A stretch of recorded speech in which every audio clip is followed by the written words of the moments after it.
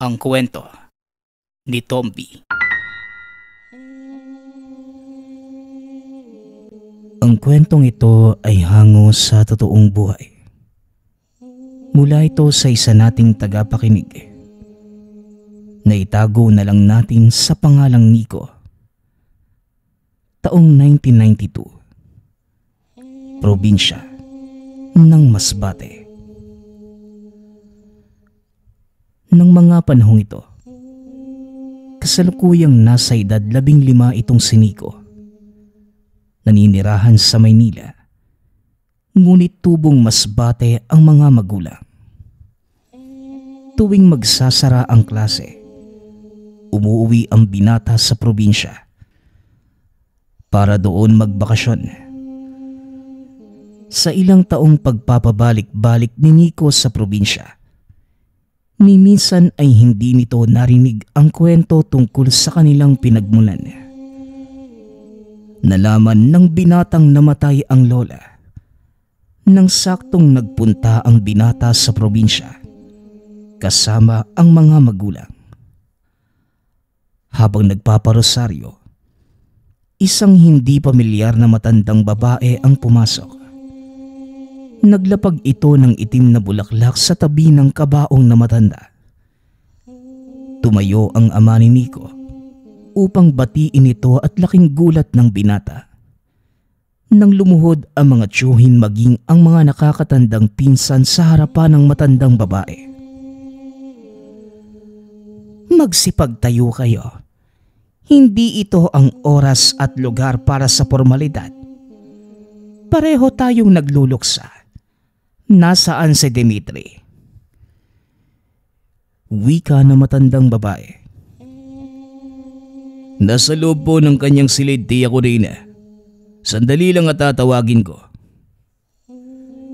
Hindi na kailangan. Heto at ilagay mo sa florera ang mga itim na bulaklak. Paborito ito ni Manang Cynthia. Sayang lang at hindi ko siya naabutan. Ako na po ang bahala, Tia Corina. Tumuloy po muna kayo sa loob nang makapaghapunan.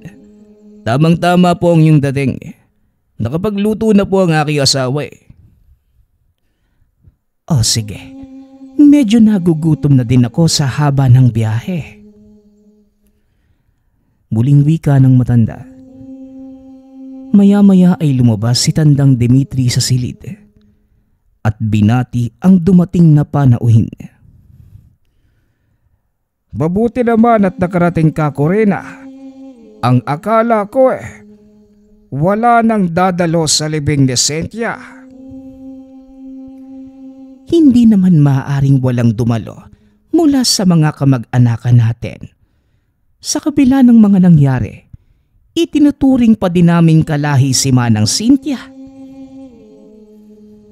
Nadinig ni Nico ang pag-uusap ng dalawang matanda.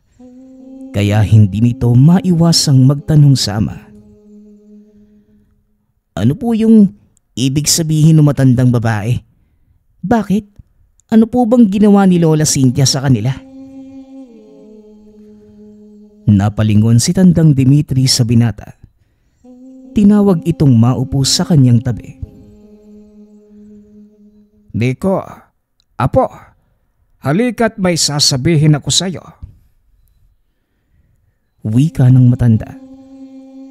Kagad namang lumakad si Nico palapit dito at naupo. Ano po ba yun, Lolo? Panahon na siguro para malaman mo kung ano ang ating pinagmulan. May isip ka na at alam kong balang araw hahanapin mo rin ito. Kaya mas mabuting habang nabubuhay pa ako, sabihin ko na sa iyo ang lahat. Amang, sa palagay ko po, hindi na kailangang malaman ni Nico ang tungkol sa mga bagay na yan. Nakapag-usap na tayo tungkol dito. At ano ang gusto mong mangyari? Talikuran ng iyong anak ang kanyang tungkulin, kagaya ng ginawa mo. Teryo, si Nico lang ang nag-iisang anak na lalaki sa inyong magkakapatid. Matanda na si Mang Dimitri at wala nang nais pang sumunod sa kanyang yapak. Gusto mo bang maputol ng tuluyan ng ating angkan? Hindi naman po sa ganun, tiya. Pero ayoko ding malagay sa panganib ang buhay ng anak ko. Alam ko ang hirap na pinagdadaanan niyo, amang. At sa palagay ko, hindi ko kakayaning makita si Nico na nahihirapan bakit hindi natin hayaang si Nico ang magpasya? Apo, ano sa tingin mo? Gusto mo bang marinig ang kwento ng ating pamilya? Sa palagay ko, wala naman pong masama kung papakinggan ko ang sasabihin ni Lola Tay. Kabilang din po ako sa pamilyang to, no? Kaya karapatan ko ding malaman ang pinagmulan natin. Hindi mo alam ang sinasabi mo, Nico. Pero bahala ka. May isip ka na. At siguro naman alam mo kung ano ang mas makakabuti para sa'yo. Wika ni Tatay Teryo. Matapos ay kagad itong lumabas ng tahanan. Naupo sa kabaong ng ina. Bakit po, Lolo? Hindi po ba tanggap ni Tatay yung pamilya natin? Tanong ng binata. Hindi naman sa ganun, Apo. Sadya lang nag-aalala ang tatay mo. Dahil totoo naman ang sinasabi niya. Bahirap ang pagdadaanan mo bago ka kilalanin bilang isang pinunong babaylan. Babaylan? Parang manggagamot po? Oo, Apo. Mula tayo sa lahi ng mga babaylan. Pero sa ating pamilya, lalaki lamang ang pwedeng humawak ng itinatago natin na sagradong sandata. Ibinigay ito ng bathala sa atin upang bantayan ang kalikasan at alagaan ang lahat ng kanyang likas sa lupa. Lolo, pwede po ba ninyong ikwento yung buong kasaysayan ng ating angkan? Para mas maintindihan ko kung bakit mahalaga sa inyong mapangalagaan yung sandata na yun. Masyadong bahaba ang kwentong yan, Apo. Sigurado ka bang handa kang makinig?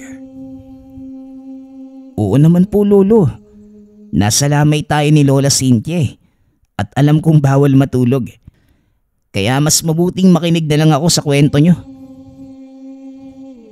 O sige, halika doon sa kabilang bahay at may ipapakita ko sa iyo. Corina, sumunod ka. Kakailanganin ko ang kaalaman mo sa pagbabasa ng mga sinaunang kasulatan. Pag-uusap ng dalawa. Hiwalay ang bahay ni Tandang Dimitri sa bahay na pinaglalamayan ni Lola Cynthia. Dahil na din sa kanilang tradisyon na ang pinuno ng kanilang angkan dapat nakatirang mag-isa sa bukod na tahanan. Ito ang unang pagkakataong nakapasok ng tahanang yun si Nico. Kaya naman manghang-mangha ito nang makita ang loob ng tahanan. Mahabang panahon na ding hindi ko nagagamit ang aking kakayanan sa pagbabasa ng sulat ng mga bathala. Hindi ko alam kung kakayanin ko pang gawin yon ng matagal, Dimitri. Hindi mo naman kailangang basahin lahat. Ang mahalagang bagay lang at kaganapan para maunawaan ni Nico ang lahat. Tugon ni Tandang Dimitri. Naupo si Nico sa sahig. Inilatag naman ni Manang Corina ang mga lumang kalatas na gawa sa kawayan. Mahigit 500 taon na ang mga kalatas na yan, iho. Simula pa sa mga kanununuan natin. Ito ang isa sa mga kayamanang pinakaiingatan ng ating angkan. Hindi ito maaaring mapunta kahit kanino dahil maaari itong magamit sa kasamaan. Nakapaloob sa mga kalatas na ito ang sekreto kung paano tayo kinilala bilang babaylan. Kung handa ka na, Nico, sisimulan ko na ang pagbabasa. Makinig kang mabuti. Nagsimula ang kasaysayan ng ating angkan sa paglalakbay ng mga sinaunang Pilipino mula sa bansang Borneo, sakay ng mga naglalakihang bangka. Binagtas na mga ito ang mapanganib na karagatan hanggang sa marating ang kapuluan ng Antique. Sa pamumuno ng isang makapangyarihang raha, nagawa nilang magtatag ng isang matagumpay na banwa. Sa pagtagal ng panahon, tuluyang dumami ang mga ninuno at kinakailangang lumisan ng ibang pangkat. Hinati ng pinunong raha ang mga sakop.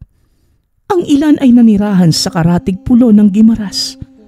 Ang ilan naman ay sinakop ang isla ng Masbate, Romblon at Cebu, hanggang sa marating ang malawak na kapuluan ng Luzon. Sa pamumuno ng isang dakilang lakan, itinatag ng mga ito ang Kalakhang Maynila bilang pangunahing lungsod. Ang ilan sa mga pinuno, nagpasyang palawakin ang sakop hanggang sa marating na mga ito ang malawak na pangpang ng ilog at doon nagsimulang bumuo ng komunidad. Kasama sa mga ito ang ating angkan. Dito unang kinilala ang kanilang husay sa patnubay ng isang makapangyarihang Diyos na nagbibigay ng masaganang kalikasan sa lahat. Pagsasalaysay ni Manang Corina. Mula sa ang kanila ang unang babaylang pinagkalooban ng makapangyarihang gamit. Ito ang pito ni Bathala. Sa loob na maraming taon, ipinapasa-pasa ito sa nagiging pinuno hanggang sa dumating ang panahon ni Tandang Dimitri. Ang pito ni Bathala ang dahilan kung bakit hindi pwedeng mawala ng pinuno ang ating angkan. Marami ang naghahangad na makuha ito. At sa oras na mapunta sa maling kamay, magkakaroon ng malaking sakuna. Nasan po yung sinasabi niyong makapangyarihang gamit? Matagal mo na itong nakikita, Nico. Hindi mo lang nalalaman.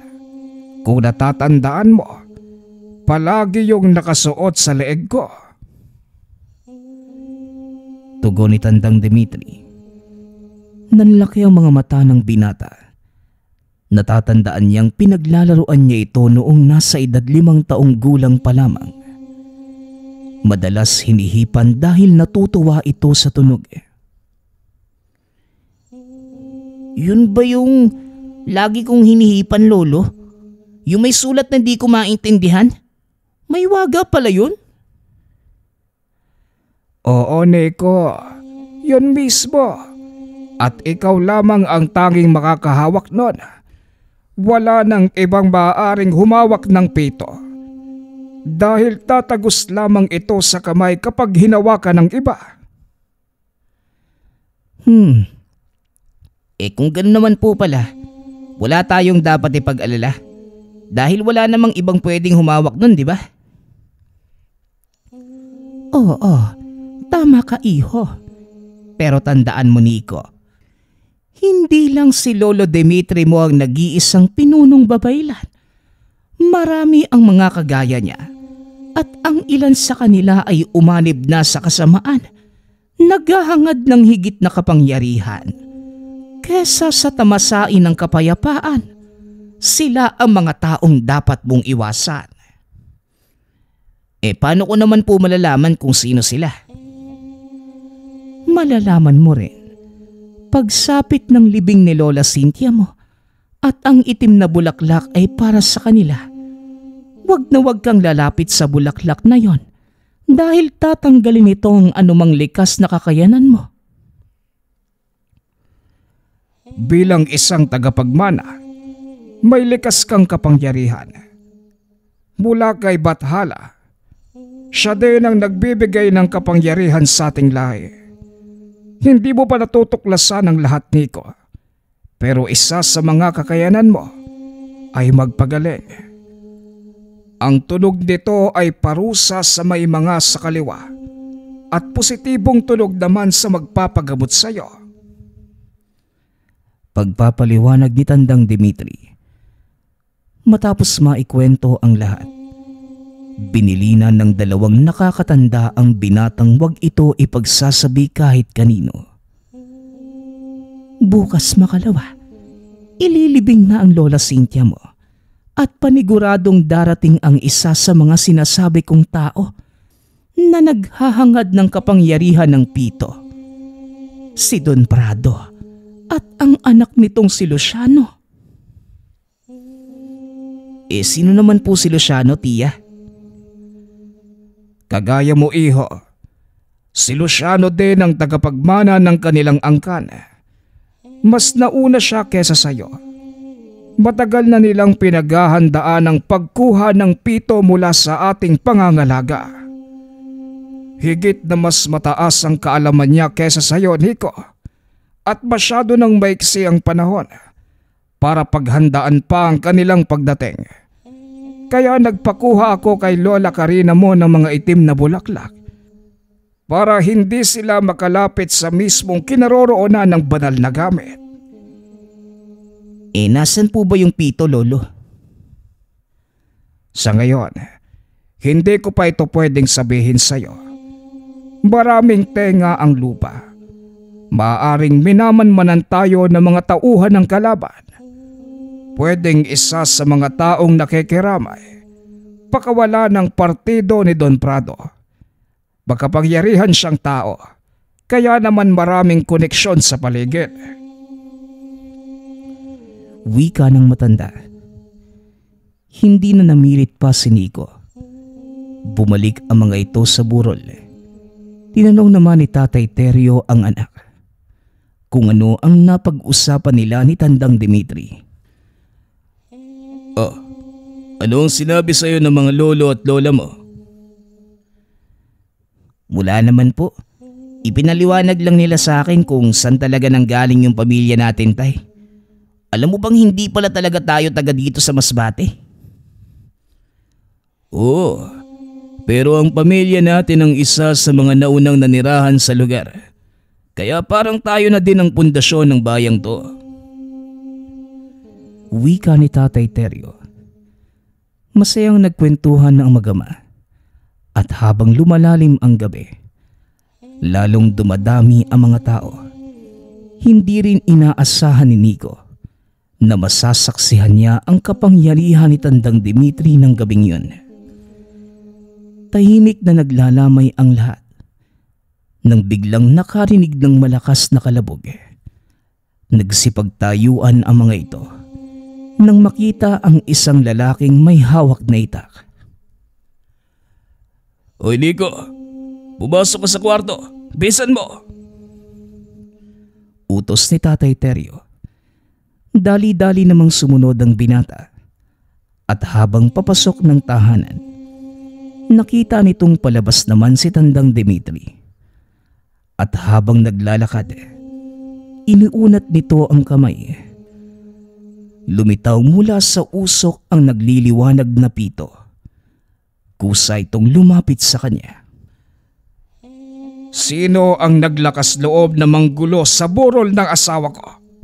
Sagot! Sa wakas, lumabas ka ding mangkukulam ka. Anong ginawa mo sa asawa ko? Halos hindi na siya makahinga at may naglalabasang insekto sa bibig. Dito lang naman siya nanggaling ah. Huminahon ka, Berting. Ilapag mo ang itak at pag-uusapan natin ito ng maayos. Sabihin mo sa amin, ano bang nangyari sa asawa mo? Huwag kang makikialam dito, tanda. Kung hindi dahil sa kapatid mo, hindi magkakasakit ang asawa ko. Wika ni Berting. Hindi naman nagsasalita si Tandang Dimitri. Hinayaan itong si Manong Corina ang makipag-usap. Hindi kita maintindihan. Ipaliwanag mo ng mabuti kung ano ang kasalanan sa iyo ng kapatid ko. Nagpunta dito ang asawa ko para magpatingin. Pero nung umuwi siya, imbes na mabuti ang kalagayan, lalo pang napasama. Hanggang kaninang umaga, tuluyan ng namaga ang tiyan niya at hindi na makatayo. Punong-puno at panay ang pagsuka niya ng mga insekto. Tugon ni Berting. Nang marinig ang paliwanag ng lalaki, saka pa lamang nagsalita si Tandang Dimitri. Nang magpunta ang asawa mo sa akin, hindi ganoon ang kanyang kondisyon. Ngunit sinabi ko na may mambabarang na gumagambala at nagbigay ng sakit sa kanya. Ang totoo, sinabihan ko siyang bumalik sa akin, pero hindi niya ginawa. 3 araw nang nakakaraan, simula nang mag-usap kami. Huwag mo na akong lilangin. Walang ibang mangkukulam dito kundi ikaw, Tandang Dimitri. Sa oras na mamatay ang asawa ko, isasama ko ang buong angkan mo. Nagsipagtayuan ang mga kalalakihan. Akmang kukuyugi na sana si Berting, ngunit pinigilan ito ng matanda. Sandali lang. Talagang mamamatay ang asawa mo sa oras na hindi mo siya dinala pabalik dito. Sundin mo ang sinasabi ko kung ayaw mong lumala ang sitwasyon. Wika ng matanda. Nung una ay nagdadalawang isip pa ito. Ngunit kalaunan, nagawa din itong mapapayag ni Tandang Dimitri sa tulong naman ni Manang Corina. Halika't sasamahan kita. Alam kong kakailanganin mo ng tulong sa pagdadala ng asawa mo dito. Matapos ang pag-uusap, lumakad na din ang mga ito. Ipinahanda naman ni Tandang Dimitri ang kubo para sa panggagamot. Tutulman ang ilan sa mga kaanak dahil nasa kalagitnaan sila ng burol ni Lola Cynthia. Ngunit wala ding nagawa ang mga ito. Gawa ng buhay ng tao ang nakasalalay. Alam kong kawalang respeto sa batayang gagawin ko. Pero kung nabubuhay pa si Cynthia, siguradong ito din ang gagawin niya. Buhay na ng tao ang nakasalalay. Kaya pakiusap, unawain niyo at hayaang tuparin ko ang aking tungkulin. Paliwanag na matanda. Matapos ay naglakad ito papunta sa kubo upang maghanda. Sumunod naman ang binata para makita ang gagawin nito. Manggagamot po ba kayo ngayon, Lolo? Oo, Apo. At ito ang tamang pagkakataon para maipamalas ko sa iyo ang kapangyarihan ng pito. Tugon ng matanda. Tinignan ni Nico ang nakasabit sa leeg ng lolo. Ito nga ang dating ginagamit noong bata pa. Maya-maya pa, dumating na si Mang Berting at Manang Corina. Kasama ang pasyente. Inihiga nila ito sa mahabang papag. Sinimula ng panggagamot. Nakaupo lamang si Nico sa sulok. Habang pinapanood ang proseso ni Tandang Dimitri, hinawakan ito ang kamay ng pasyente. Saka ito nagsalita. Binalaan na kita, pero hindi ka kagad bumalik. Hayan binigyan mo ng pagkakataon ng mambabarang na palalain ang sakit mo. Wika ng matanda. Hindi na po ako nakabalik. Dahil sumama na po ang pakiramdam ko, hindi na ako makalakad. Pasensya na Tandang Dimitri sa nagawa ni Berting. Nauunawaan ko. Wala kang dapat alalahanin. Sa ngayon ang dapat mong isipin ay gumaling. Wika ni Tandang Dimitri. Itinapat na matanda ang palad sa katawan nito. Nagsimulang mag-usal ng mga dasal. Biglang nawala ng malay ang pasyente. unti-unting hinihipa ni Mang Dimitri ang pito. Laking gulat ni Nico nang bigla na lang may malakas na hangin na humampas sa kubo. Meron ding tila mga usok na lumalabas sa katawan ng babae. Ilang minuto na ang nakalipas. Ngunit hindi pa din natatapos ang ritual. Muling hinawakan ng matanda ang pito. Hinipan ito ng mas malakas. Muling nag-usal ng mga dasal. Sa pagkakataong yun, kitang-kita ng dalawang mata ni Nico kung paanong lumabas sa bunganga ng babae ang isang maliit na palaka. Dali-dali naman itong dinampot ni Manang Corina at nilagay sa garapon. Walang hiya ang mambabarang na gumawa nito sa kanya, Dimitri. Talagang hindi siya bubuhayin. May kaalaman sa panggagaway ang mambabarang na gumawa nito. Isang engkantong palaka ang itinanim niya sa katawan ng asawa mo, Berteng. Wika ni Tandang Dimitri. Hindi namamalaya ng mga ito. Unti-unting lumalapit si Nico sa nilalang. Abala ang dalawang matanda sa pag-asikaso sa pasyente. Laking gulat ni Tandang Dimitri nang biglang sumigaw ang binata.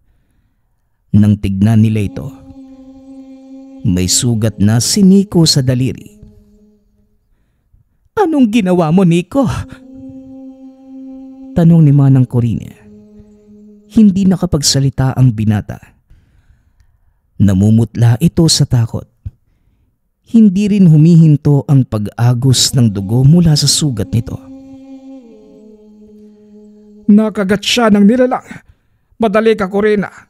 Gawan mo ng paraan. Kailangang mapatigil natin ang pagdurugo.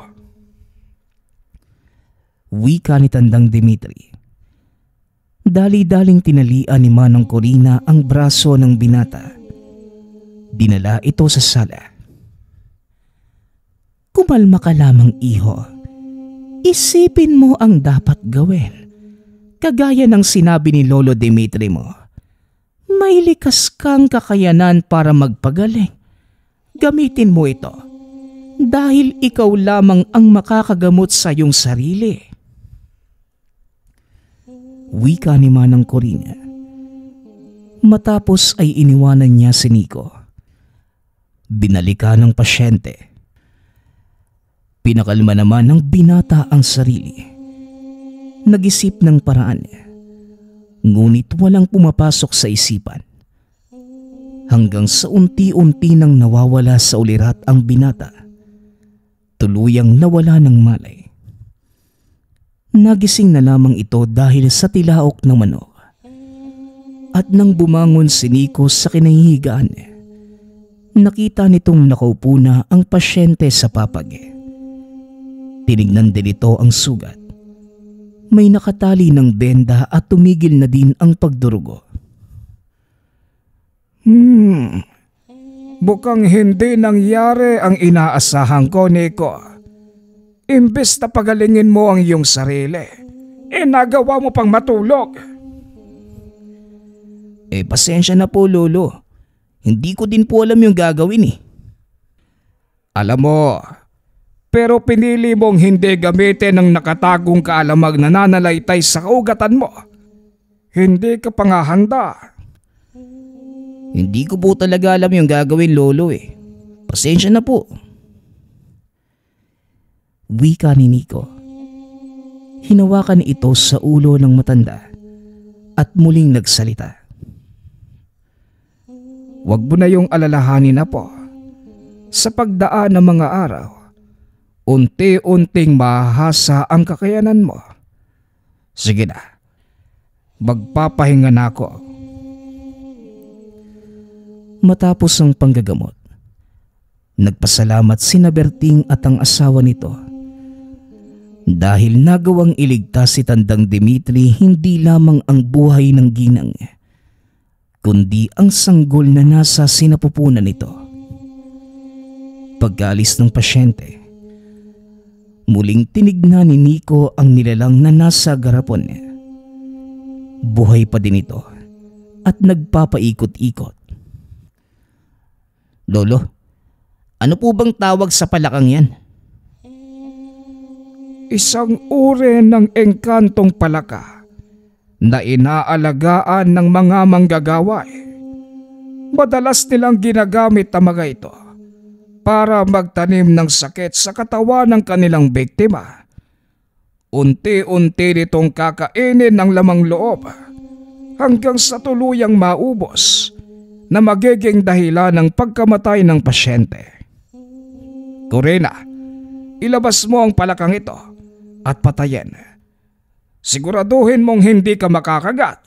Baka mandag ito. Tugon ni Tandang Dimitri. Dahil sa mga nangyari, unti-unting napagtanto ni Nico ang kahalagahan ng kanilang angkan at ang tungkuling nakaatang sa kanilang balikat. Kinahapunan, habang nakaupo sa labas ng tahanan, nilapitan ito ni Manang Corina. Napakadaming nangyari ngayong araw, ano?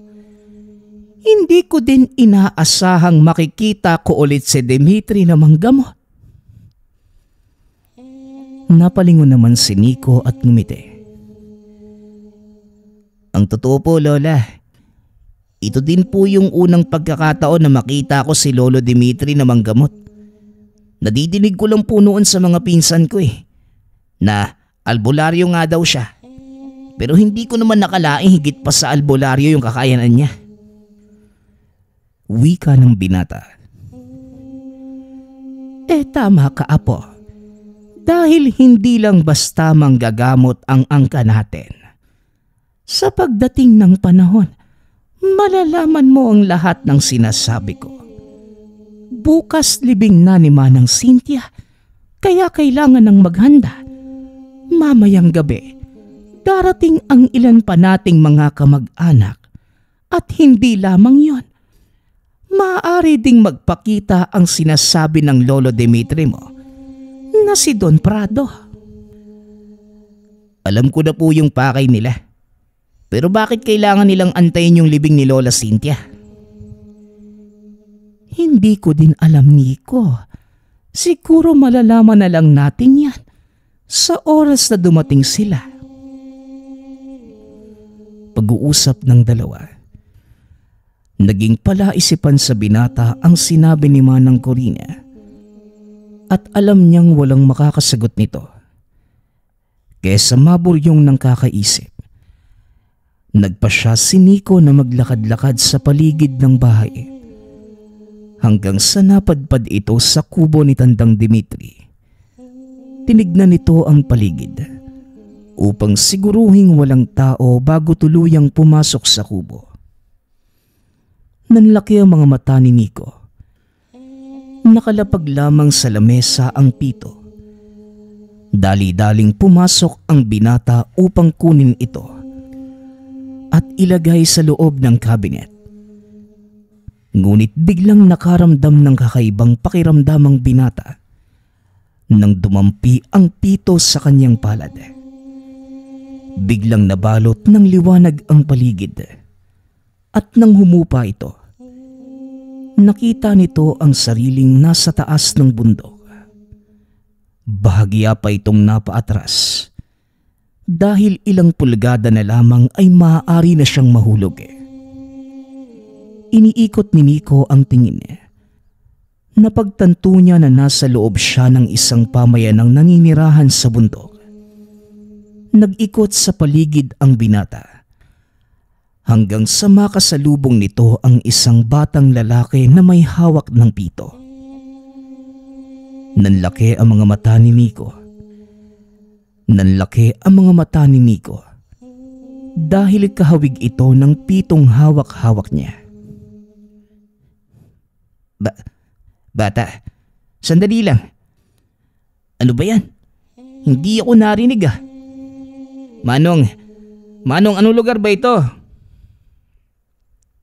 Wika ng binata.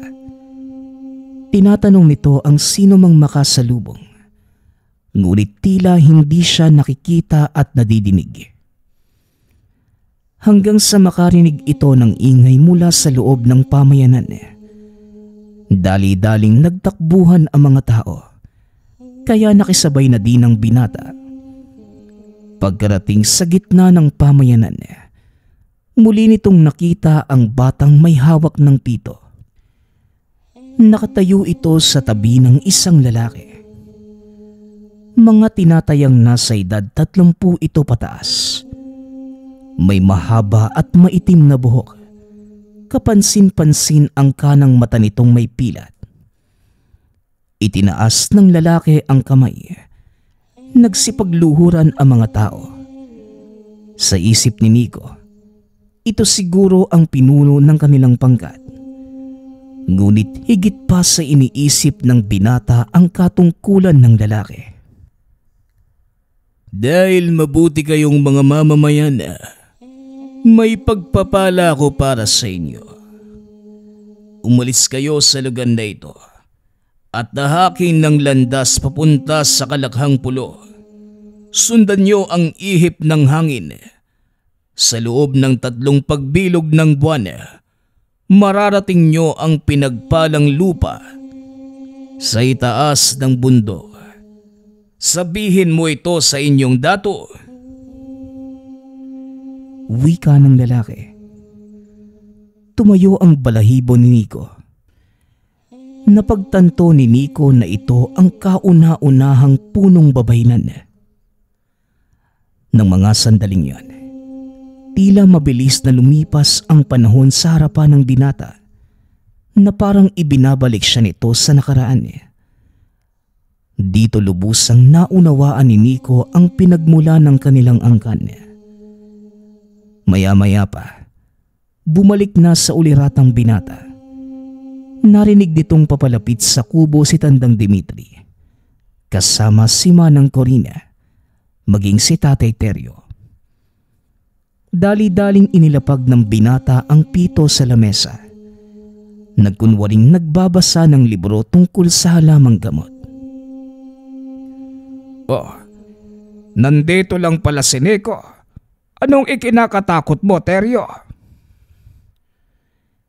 Bakit po, Tay? Ano po ba yung nangyayari? Eto kasing tatay mo, biglang nataranta. Ang sabi, may kung anong humila sa'yo papasok sa butas. Hindi niya naman matukoy kung anong uri ng butas. Kaya hinanap ka namin sa buong paligid. At kagaya ng inaasahan ko, nandito ka nga lang sa loob ng aking kubo. Enak, kitang-kita ko sa panaginip ko.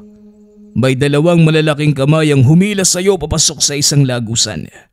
At simula nun, hindi ka na namin nakita. Ang mabuti pa, Teryo, uminom ka muna ng salabat at magpahinga. Ilang gabi ka na ding walang tulog. Mamaya, nandito na ang mga panauhin para kang bilasang isda. Matulog ka muna. Wika ni Manang Corina. Napakamot na lamang ng ulo si Tatay Teryo.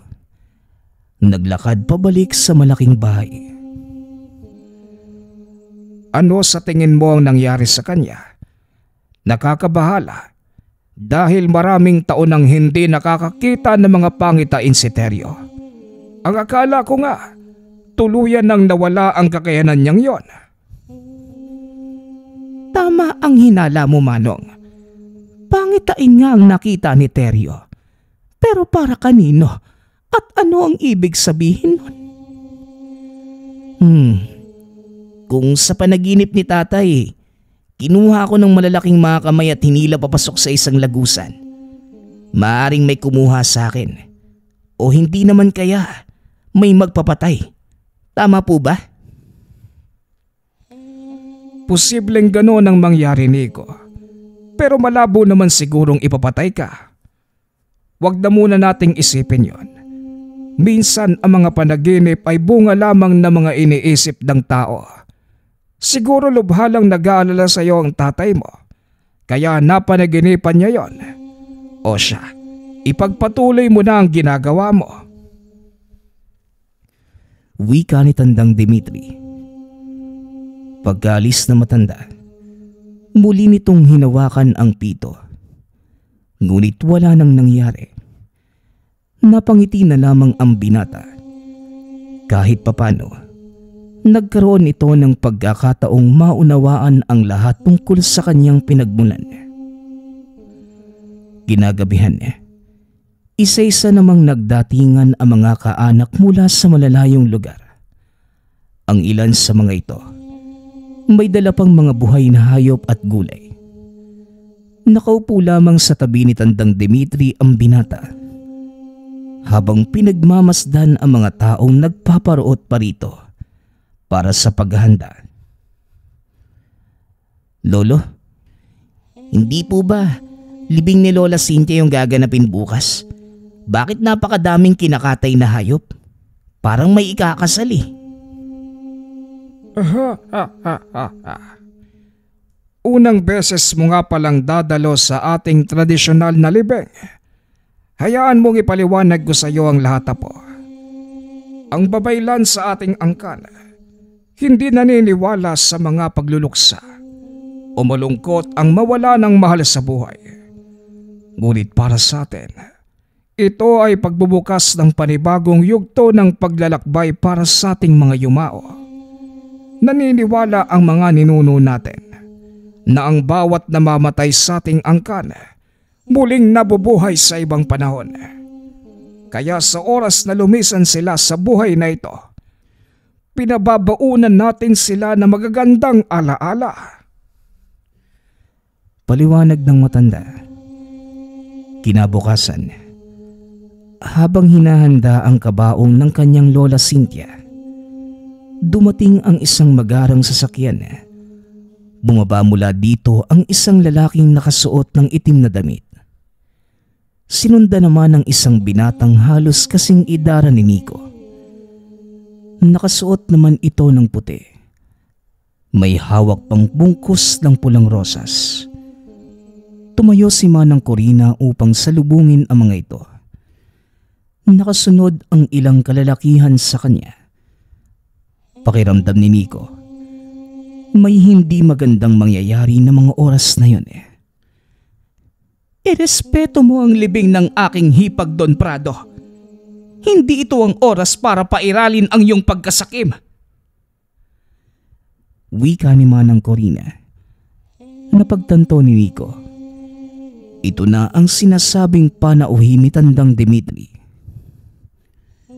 Hindi kami naparito para kunin sa inyo ang pito. Naging malapit na kaibigan si Manang Cynthia para sa akin. May ilang hindi pagkakaunawaan na pinalampas ko na. Kaya wala na akong dahilan para manggulo. Kagaya ng sinasabi mo, isa pa kahit anong gawin nyo, mapupunta sa amin ang pito. Lalo pat wala nang susunod sa hanay ni Tandang Dimitri. Tugon ng lalaki. Biglang nag-init ang ulo ni Nico. Akmang tatayo na sana ito nang hinarang siya ng ama. Wag, Nico. Huwag kang makisali. Hindi pa ito ang takdang oras para magpakilala ka. Wika ni Tatay Teryo. Pero nakakainis na po sila, tay. Wala kang magagawa. Kaya hayaan mo na lang sina Tia Corina ang kumausap sa mga yan. Darating ang takdang panahon para sa iyo, anak. Kaya mag-antay ka lang. Wika ni Tatay Teryo. Bagay na sinang-ayunan naman ni Tandang Dimitri. Tama ang iyong ama po. Sa ngayon, wala kang magagawa. Hindi mo kakayanin si Luciano. Mas nauna siya sa iyo pagdating sa antas ng kakayanan. Wala ka pang nasisimulan, kaya wala kang laban sa kanya. Tugon ni Tandang Dimitri. Lingid sa kalaman ng mga ito na napansin ng binatang kasama ni Don Prado ang ginawa ni Nico. Naglakad ito papunta sa kanya at nang makalapit, ngumiti ito ng nakakaloko sa binata. Mukhang ngayon lang kita napansin. Bago ka lang ba rito? Oo, ngayon mo lang ako nakita dito eh. Kaya namnamin mo na ang pagtitig sa mukha ko. Dahil ito ang huli mong makikita sa oras na manggulo kayo ng tatay mo. Tugon ni Nico. Tumawa naman ng malakas ang binata at muling bumalik sa tabi ng ama. Matabi lang dila ng isang yon, Papa. Maaari bang ibalato mo na lang siya sa akin? Darating tayo dyan. Sa ngayon, igalang muna natin ang burol ni Manang Cynthia. Wala kang gagawin, Luciano. Hindi tayo naparito para manggulo. Sige na, ilapag mo na sa kabaong ang dala mong rosas nang makaalis na tayo at marami pa akong gagawin.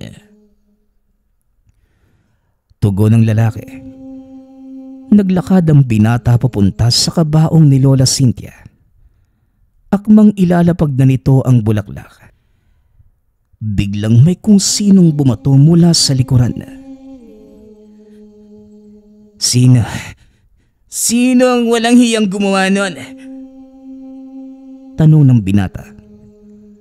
Walang sumasagot sa mga kaanak nila Tandang Dimitri. Ngunit nang lingunin nila si Nico, wala na ito sa kinauupuan. Laking gulat na mga nakakatanda.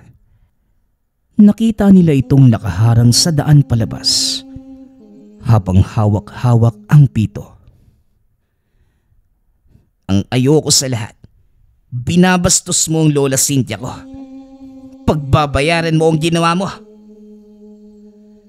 Nico, Apo, anong ginagawa mo? Bakit hawak mo ang pito? Ibigay mo sa akin yan, bago pa may mapahamak. Hindi mo na siya mapipigilan, Manong. Tignan mo ang kanang mata ni Nico. Lumabas na ang kanyang marka. Mahabaging batahala. Delikado ito. Mga kasama, siguraduhin hindi babagsak ang kabaong ni Manang Cynthia. Dalhin niyo ito sa loob ng bahay. Wika ni Manang Corina. Alam nilang hindi mapipigilan si Nico dahil napangunahan na ito ng galit. Isang nagmamagaling. Sigurado ka bang kaya mong gamitin ng pito na yan? Umalis ka na, Prado. Kung mahal mo pa ang buhay mo, wala na sa amin na makakapigil pa kay Nico. Tignan mong maigi ang kanyang mga mata. Tinitigan naman ito ni Don Prado. Nakahalintulad nga ito ng mata ng mga pinunong babaylan. Bahagyang napaatras si Don Prado nang mapagtanto ang sinabi ni Tandang Dimitri. Ngunit hindi nakinig sa kanya si Luciano. Walang hiya ka. Sino ka sa palagay mo? Hindi porket hawak mo na ang banal na pito, kaya mo na itong gamitin laban sa akin. Nagkakamali ka ng binangga. Wika ni Luciano. Akmang magtataas pa sana ito ng kamay nang biglang hipa ng malakas ni Nico ang pito. Bigla na lang humangin ng malakas at tinamaan si Luciano ng tila maliliit na patalim na humiwas sa kanyang balat. Huwag kang masyadong ambisyoso. Hindi ka karapat dapat pag-aksayahan ng lakas. Umalis na kayo at matuto kayong gumalang sa libing ng may libing. At kung hindi pa din kayo makikinig, pasensyahan na lang tayo at baka lamunin na lang kayo ng buhawi. Tugon ni Nico. Dali-daling lumabas ang mag-ama sa bakuran. Pinagtawanan ng palihim na mga tao ang dalawa. Lalo na si Luciano. Punong-puno ng sugat ang katawan nito. Ibinaling naman ng mga nakakatanda ang atensyon kay Nico Nagtataka ang mga ito kung paano niyang nagamit ang kapangyarihan ng pito kahit hindi pa ito lubusang itinuturo ni Tandang Dimitri. Saan mo naman natutunang gamitin ang pito na ito? Hindi ko din po alam, Lolo Kusa na lang po itong lumitaw sa kamay ko nung nakaramdam ako ng matinding galit.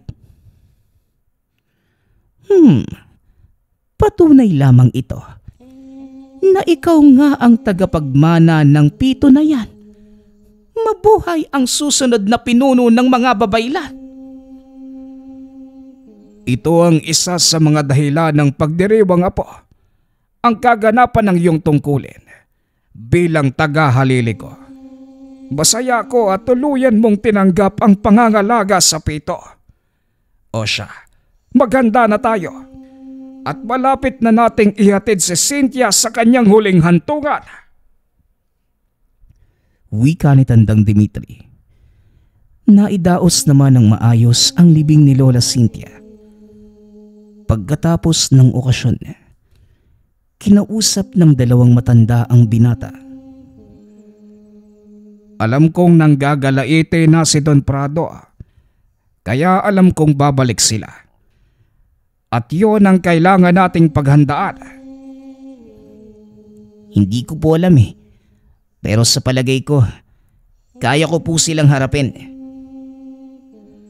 Hindi, Nico. Ako ang haharap sa kanila dahil nasa akin pa ang katungkulan. Hindi pa napapanahon para gamitin mo ang kapangyarihan ng pito.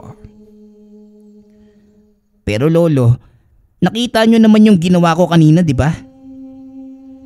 Huwag nang matigas ang ulo. Hindi mo alam ang kayang gawin ni Luciano.